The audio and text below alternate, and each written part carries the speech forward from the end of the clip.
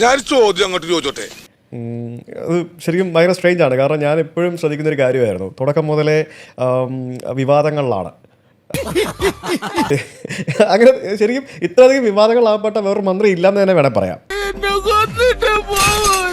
പാലത്തിന്റെ പണി നടക്കുക, താങ്കൾ മന്ത്രിയായിരുന്നു, ആ പാലത്തിന്റെ പണി ഇപ്പോഴാണ് തീരാറായത്, തീർന്നിട്ടില്ല, ഉദ്ഘാടനം കഴിഞ്ഞിട്ടില്ല. അതിന്റെ റീസൺ എനിക്ക് അറിയണം. ടെൻഡർ ചെയ്തു, 6 തവണ ടെൻഡർ ചെയ്തു. ഒരു ടെൻഡർ എന്ന് പറഞ്ഞാൽ കിഫ്ബിയുടേത് 30 ദിവസം മിനിമം ടെൻഡർ ഓപ്പൺ ചെയ്തെടുത്ത് അതിൽ ആളില്ല, അല്ലെങ്കിൽ ഒരാളെ ഉണ്ടാവുള്ളൂ. എന്റെ പൊന്നു പിള്ള സഹോദര, താൻ ഇവിടെ കിടന്ന് തള്ളാതെ ഒരു പ്രയോജനമില്ല. മരുന്ന് ക്ഷാമം എന്നുള്ളത് നമ്മളിപ്പോൾ ഞാൻ തന്നെ എല്ലാവരും ഡോക്ടേഴ്സിനോട് പറയും, നിങ്ങൾ അതിലൊരു കൃത്യ മോണിറ്ററിങ് ഉണ്ടാകണം.